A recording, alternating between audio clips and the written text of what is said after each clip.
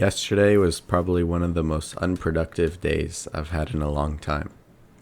I woke up late, I didn't do anything, I just watched uneducational YouTube videos for many hours. I didn't meditate, I didn't read, I didn't take a cold shower when I normally do, and I just felt lazy. I felt tired, I felt like I didn't want to do anything. And then it's 4:30 on a Tuesday, and it's 101 degrees. I didn't have a very good day today. Wasn't very productive, but we're out here now, and I'm proud of that. Don't try this at home, I think. I don't know if I have to say that, but this kind of sucks. But we keep going. This is kind of cool because I'm on a busy street right now, and every single person that I've passed has held eye contact with me, even in the car. So that's nice. No joke, I think I felt 50 times better after that run than I did in the morning.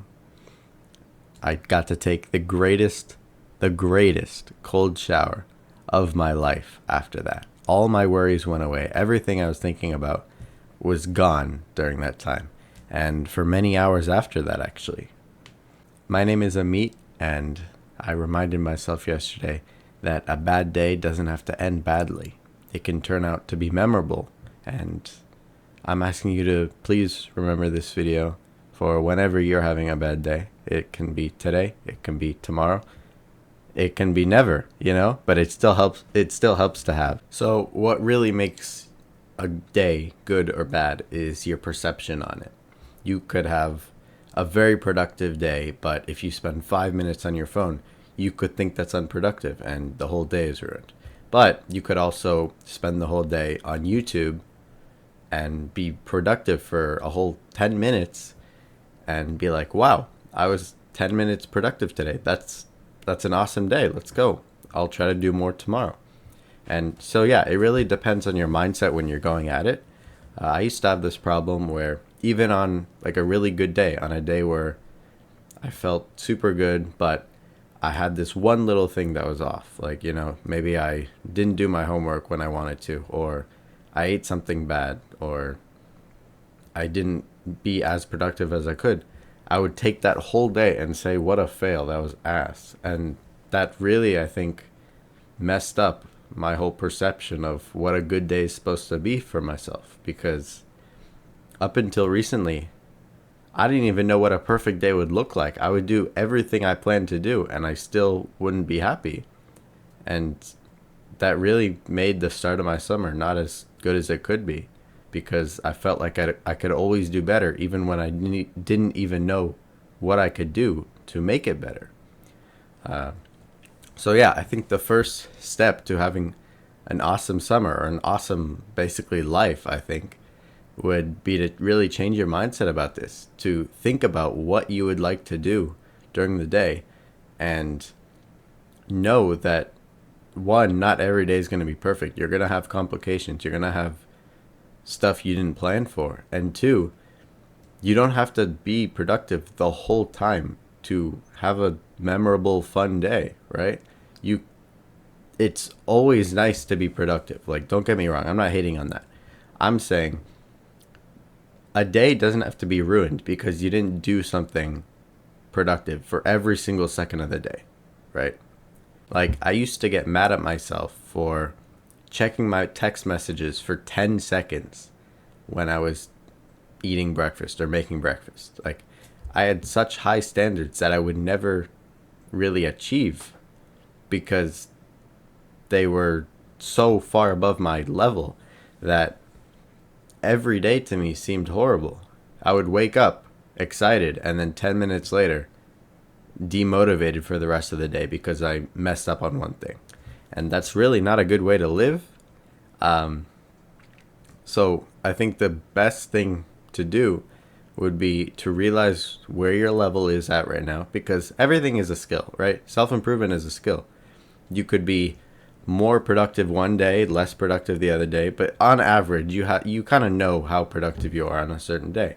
And trying to go so far above that and then being mad that you didn't really doesn't make any sense, because you're not at that level yet. You will get to that level at some day, but for now, you shouldn't push yourself so far and be mad at yourself for failing when it's way above your skill level. That's like going for a full planche when you're not even at a touch point. That doesn't make sense. You can't get mad at yourself for not being able to do that because you never trained for it. You never worked at it, right?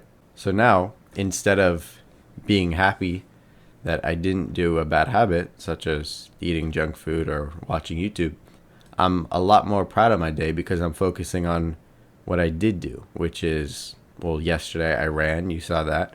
I also was productive for the rest of the day, and I was proud of that, right? It made the day super memorable because I did something that I wouldn't normally do. And if I'd focused on the first part of the day and was like, the whole day's ruined, whatever, it doesn't matter, then that day would just be a bad day. But because I focused on, okay, what can I do now to make it a little bit better? It made it, fun, right? I felt so good after that. It was this awesome experience, which is always nice to have, So focus on, if you're already like halfway through a bad day, you don't have to go through the rest of the day to do that, right? The thing where it's like, I'll start January 1st and all that, where people wait until this one specific day and then get mad like 2 weeks later when they fail. So instead of waiting till January 1st, maybe wait till the next minute and then go, right? You don't have to wait for a specific day. You don't have to wait for a specific time. Just go now, right? Stand your ass up, go outside for 10 minutes, take a walk, come back, eat a healthy meal, and your day's brand new, right? You have, let's say it's like 3 p.m. and you're tired and lazy. Go outside for 10 minutes. You have 4 more hours to do productive work, right? Don't waste those hours because you spent the first hours doing whatever. It doesn't matter, right? You don't have to spend the whole day being productive to have a productive day. You just need a certain amount of time that you're productive for, and that's a win, right? That's better than not doing it at all.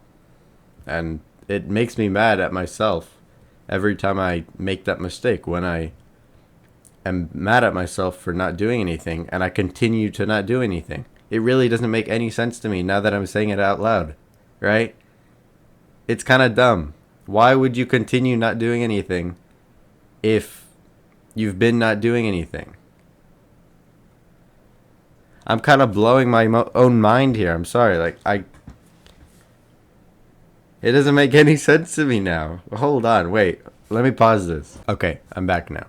So one of the best things that helps me have a productive, good day is calendar. And it really, before you try it, it really doesn't seem like it would make such a big difference.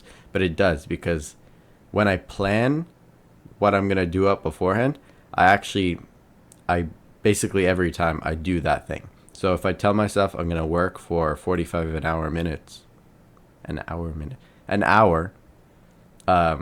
I pretty much always do that. And when I don't plan anything, I usually never do that.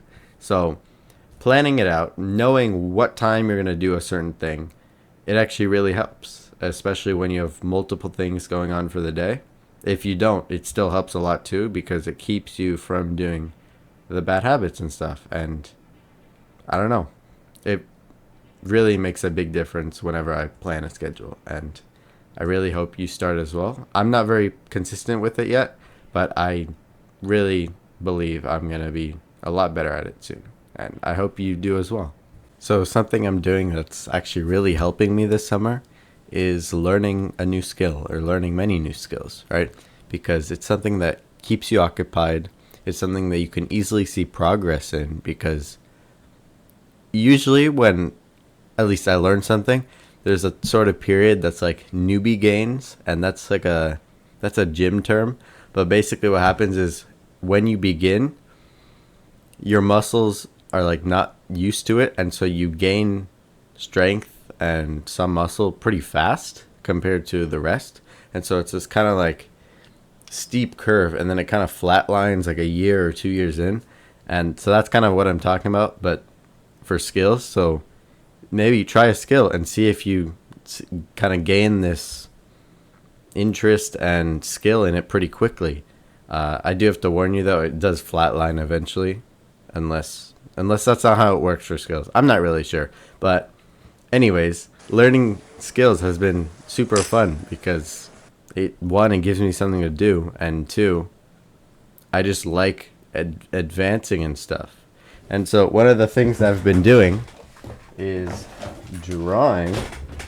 I've been learning to draw these kind of like these doodle things. So I made this. But anyways, another goal basically has been to do a one-arm handstand, and it's been super fun because it's kind of it's a break from planche, but I'm still training most of the same muscles. And so it's very hard, but it's also super rewarding because it's this new exercise, right? I haven't been training it ever really, and it's going to be super, super fun when I get it. And I don't think it's going to be by the end of the summer, but I do think by the end of the year, I'll definitely achieve it. And it's just something really fun to look forward to. And it's also a very fun movement to practice, right? Another thing I've been doing is, golf. Golf has been super fun. It's not really new, but it is something to do. It takes a few hours, and it's outside, so you get to enjoy the nature. And it's super, I get to talk to basically strangers that enjoy some of the same things. And so it's nice to see. And most of them are old, so they give good advice. Usually. I can leave a list of ideas for stuff to do in the description, so to make it a bit easier. Obviously, I forgot to mention before, but if you really want to make your break fun, hanging out with friends is almost essential, really, because being alone is good if you really need to focus on something. But as for fun or anything like that, being with other people really helps a lot. And if you can combine the learning a new skill with a friend, that could be an awesome experience for the two of you, or the three of you, or the 8,000 of you. I don't know, but yeah, if you want, try to learn a handstand with a friend. Make it like a goal for August, and see how far you get, right? But if that's not really your thing, just seeing them, hanging out with them, going to the library, going to the pool, going to the mall, I don't know, whatever. Just having experiences with them is an awesome way to make the summer memorable, right? Going on vacation, going for like this day road trip to some nearby or faraway place. It can really be a fun memory to rely on when you're having like a difficult day, right? So yeah, that's kind of it. These tips have actually really helped me so far in having a better summer, and I really hope I can continue doing it. I really hope this helped you. If you want, I have a community where it's about calisthenics, and you'll have a group of people that think like you and also want to improve, and I don't know, it'd be super fun if you joined. So that's really it. I'll leave it in the description as well. Check out the list of things that you can do, and I hope you liked this video. So thank you.